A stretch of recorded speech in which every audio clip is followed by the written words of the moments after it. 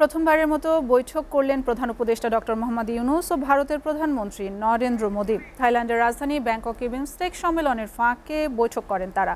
পরে প্রধান উপদেষ্টার প্রেস সচিব শফিকুল আলম ব্রিফিংয়ে জানান, শেখ হাসিনাকে দেশে ফেরত আনা, তিস্তা পানি চুক্তি, সীমান্তে হত্যা বন্ধ সহ দ্বিপাক্ষিক আলোচনা ফলপ্রসূ হয়েছে। সোহান খানের প্রতিবেদন। ৫ আগস্ট গণ-অভ্যুত্থানে পতনের পর ভারতে আশ্রয় নেন সাবেক প্রধানমন্ত্রী ফ্যাসিস্ট শেখ হাসিনা। ৮ আগস্ট ডক্টর মোহাম্মদ ইউনূসের নেতৃত্বে গঠিত হয় অন্তর্বর্তী সরকার। এরপর প্রায় ৮ মাস নানা ইস্যুতে ভারত বাংলাদেশ সম্পর্কে টানাপোড়েন দেখা দেয়। গণহত্যার বিচার শুরু হওয়ায় শেখ হাসিনাকে ফিরিয়ে আনার উদ্যোগ নেয় সরকার। কোনো পদক্ষেপই যখন কাজে আসছিল না, তখন আলোচনায় আসে ডক্টর মোহাম্মদ ইউনূস ও নরেন্দ্র মোদীর বৈঠক প্রসঙ্গ।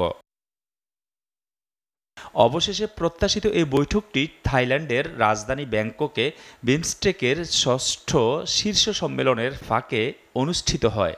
স্থানীয় সময় শুক্রবার দুপুর 12:10 ব্যাংককের সাংগ্রিলা হোটেলে শুরু হয় এই বৈঠক। এর আগে গেল রাতে দুই নেতাকে ডিনারের পাশাপাশি বসতে দেখা যায়।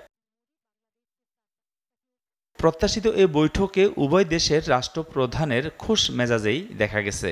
পরে সাংবাদিকদের সাথে কথা বলেন প্রধান উপদেষ্টার প্রেস সচিব শফিকুল আলম। তিনি জানান, সীমান্ত হত্যা বন্ধ, গঙ্গার পানি বন্টন ও তিস্তা প্রকল্পের পাশাপাশি শেখ হাসিনাকে দেশে ফেরানো সহ উভয় দেশের নানা স্বার্থ সংশ্লিষ্ট বিষয়ে আলোচনা হয়েছে। যেমন শেখ হাসিনার প্রত্যর্পণ বিষয়ে কথা হয়েছে, শেখ হাসিনা যে ওইখানে বসে অনেক ধরনের ইনসেন্ডিয়ারি কমেন্ট করছেন সেগুলোর বিষয়ে কথা হচ্ছে।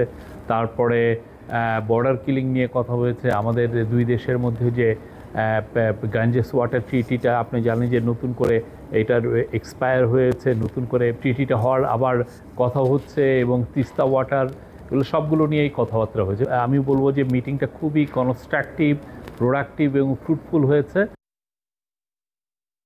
সম্মেলনের সাইডলাইনে প্রধান উপদেষ্টার সাথে আরও বৈঠক করেন থাইল্যান্ড ও ভুটানের সরকার প্রধানরা। দ্বিপাক্ষিক বৈঠকে আসিয়ানের সদস্য লাভের জন্য দেশগুলোর সমর্থনও চান ডক্টর মোহাম্মদ ইউনূস। সোহান খান, এসিটিভি, ঢাকা।